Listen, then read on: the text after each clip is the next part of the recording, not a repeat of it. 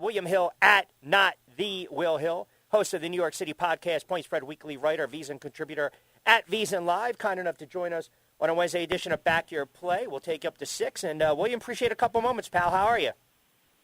What's going on, man? I'm doing well. Excited to be on with you. What's going on? Everything is going well. I was ecstatic yesterday. I was dancing during the break, and I was dancing right around 4:45 when the Giants finally decided to get rid of one Joe Judge, which I believe was a colossal mistake. I wasn't a fan of the hiring from the get-go, and now you've got all these reports coming out how Monday he was safe, and then Monday night he was losing the locker room, and the players didn't want to play for him. I want to get your thoughts because I honestly believe at the end of the day it was a move that had to be made because of his comments, his post-game comments, his goofy diatribes, and the fact that he decides, let me call a quarterback sneak on 3rd and 9, which in essence he was just conceding at that moment. I think Mara had enough, and they had to make a switch. Yeah, I think anyone out there with Joe Judge Coach of the Year tickets, you can rip those up. I don't think those are getting to the window. You had to do it. You had to do it. Now, it's concerning if you're the Giants, if you're a Giants fan, that it took this long. And, in this age of Twitter, there's usually a flip side of the argument. If I say Rodgers for MVP, somebody else can say Brady. We can have a reasonable debate.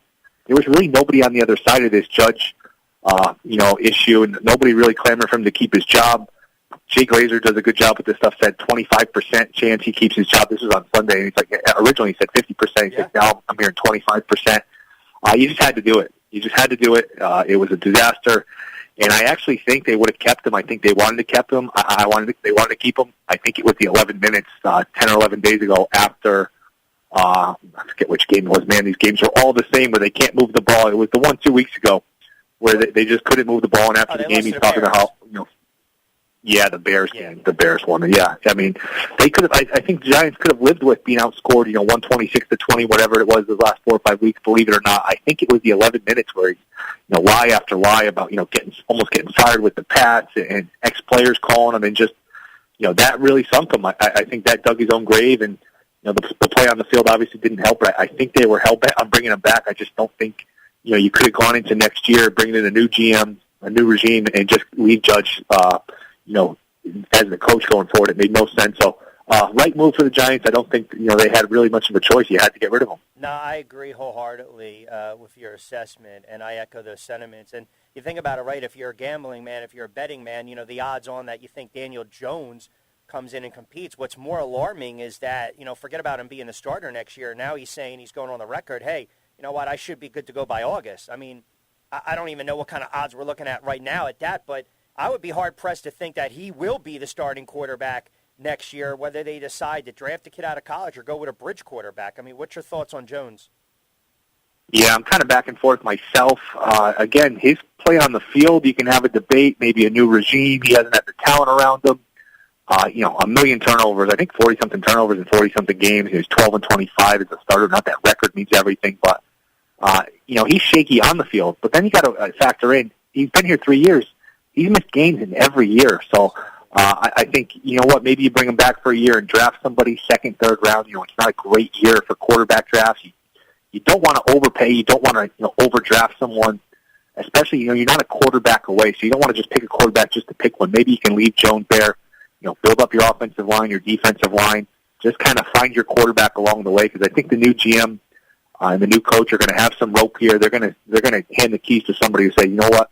Here's 3 or 4 years. Let's build it. Let's build it the right way. Let's not rush into drafting a quarterback and wasting a pick just to pick one. So I think Jones is very much up in the air, and I think they'll be open-minded to drafting one maybe second or third round and bringing in a bridge guy. I'm not sure what they'll do, to be honest. So you got some of these betting odds that are posted all over the place for their next head coach. Doug Peterson at plus 500. Jim Harbaugh, that is, plus 500. Leftwich plus 500. Kellen Moore plus 650. Todd Bowles, no thank you, plus 700. Then you got defensive coordinator Patrick Graham, which I guess on the surface to people makes sense, but I think you kind of got to rid yourself of any of that Judge stink. And no disrespect to Graham, but he was under Joe Judge. And then you got Brian Flores, which is kind of an interesting play at 14-1. I mean, I don't know how much you dive into these or talk about them on the pod, but any of those names kind of jump out at you? I mean, Flores will be the guy. I thought he did a good job in Miami. Me, I like everybody else, was really shocked to see he got fired. You figure, boy, he must really not have gotten along with either Tua or the ownership or the GM. There had to be a disconnect somewhere just because his performance on the field this year, okay, was a little disappointing, but last year he went 10-6, this year 9-8.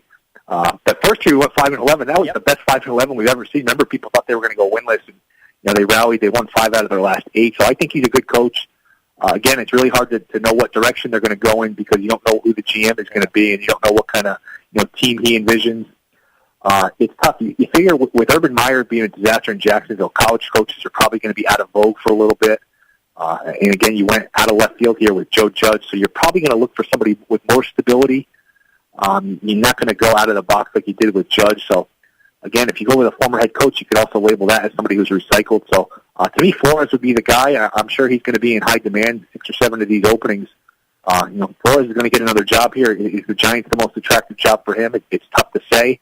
But, it's going to be, we'll know a little more, I think, once you get the GM figured out in the direction they're going in that sense. Yeah. Let's get to some of these games. And, again, William Hill joining us at Not The Will Hill, host of New York City Podcast, Point Spread Weekly writer, VSiN contributor at VSiN Live as well. Good follow on Twitter. Rich Quinones here. All right, so I'm looking at some of these games already. Saturday, you got Cincinnati and the Raiders. You got I guess you can say, the third installment, AFC East battle, the Pats and the Bills. Weather seems to be a factor. And then you got the Eagles in our backyard traveling down to Tampa Bay. Tampa Bay's laying 8.5. 49ers and the Cowboys. Cowboys are laying 3.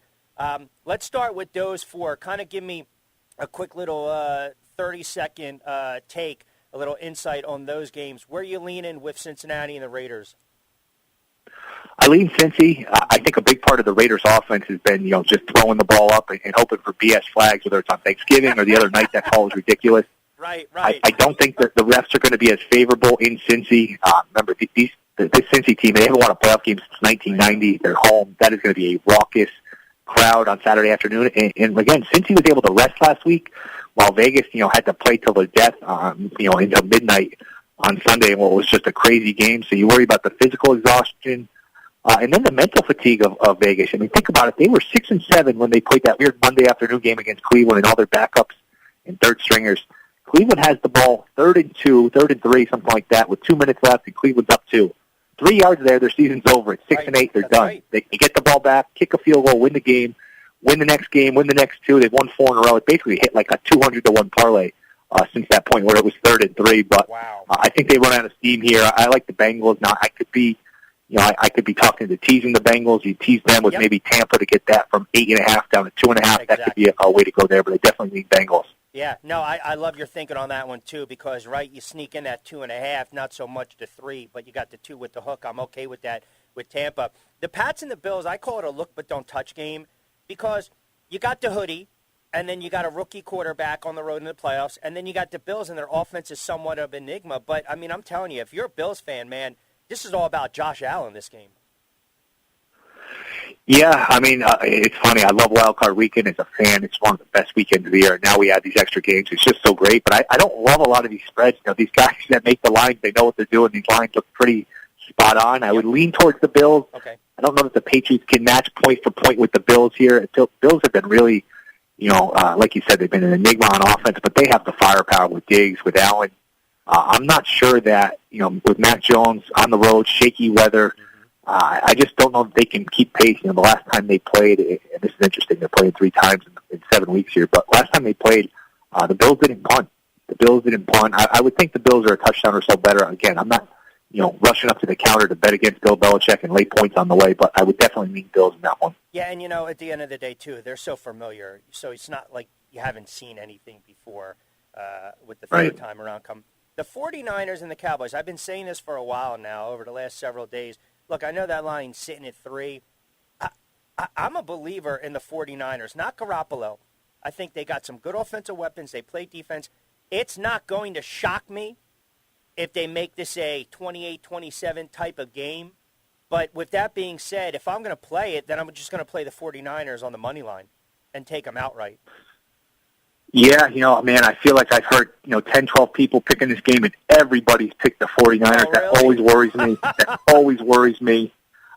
Same thing with Bama Georgia the other night. It was hard to find somebody that liked Georgia the other night. Everyone, just friends, listen to different shows. Everyone, Bama plus 3, Bama.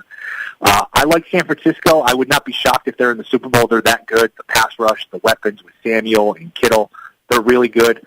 I just worry about Garoppolo's hand, and I worry about, overthrows, because that Cowboy defense, they got a nose for the ball. They have a knack for scoring once they pick the ball off, with Parsons and Diggs.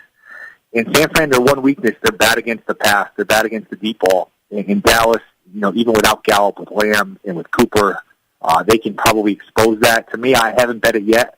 I think this is a great game to watch. Use the phrase, look but don't touch. That might be one for me, even though, it's going to be the only game on. I'm going to be dying to bet this game. It sometimes less is more, and you don't have to bet it. So to me, this is a good game. It feels like 1990s football with the uniforms, the Cowboys, the 49ers. You feel like Madden and Summerall are going to come back from the dead to call this one. It's a lot of fun, but I don't know that there's a great angle on this one. All right, I'm going to leapfrog over that Steelers-Chiefs game because I think the Chiefs wax them, to be quite honest with you. I've been going back and forth, and I don't know why I was trying to talk myself into 12.5, 13 for Pittsburgh, but forget it. No, thank you. And then the Cardinals and the Rams. And before I let you get out of here, I want your thoughts on this one. Right now, the line's in at 49.5 is the total. I think it's going to be a high-scoring game, but I look at all these quarterbacks going into the playoffs, and I'll go on the record saying this. I think Stafford will be under the microscope the most because I think people are waiting for him either to take that next step or if he falls flat on his face, say, here's the guy that you dealt with for 10-plus years in Detroit. So I think it falls on his shoulders, whether that's fair or not. They got enough weapons. I'm just not sold on Arizona. Too much of an enigma. As we close, what's your best play in this game? Yeah, we'll probably lean over. You figure you get some explosive plays either way. Stafford can be a double agent there and turn the ball over and, pick sixes. He's really struggled the last month or so. He tried to give that Vikings game away. He tried to give the Ravens game away, and he played well last week. But then Arizona's lost their last 5 home games. It's amazing. They were the last undefeated team. They've really struggled. So I would lean for over. I think both teams moved the ball really well their first 2 matchups. Again, these games are all rematches except for 49ers Cowboys. These teams have all played either once, if not twice. I would lean over. I think you're onto something there.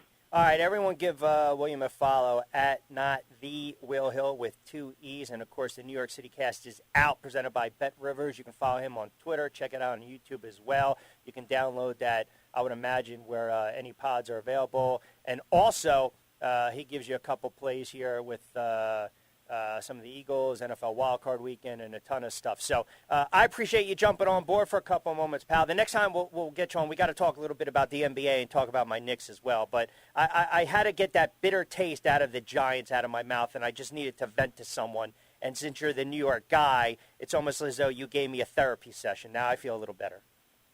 I'm like Dr. Melfi. Anytime you want to have me on, I'd be happy to come on. I enjoyed it. You got it, brother. I appreciate it. Be well. I appreciate the insight. All right, folks. There you have it. Good stuff, William Hill. Real nice stuff. Quick timeout. I know we're real behind. We got to cram these breaks in, but we'll take a quick timeout.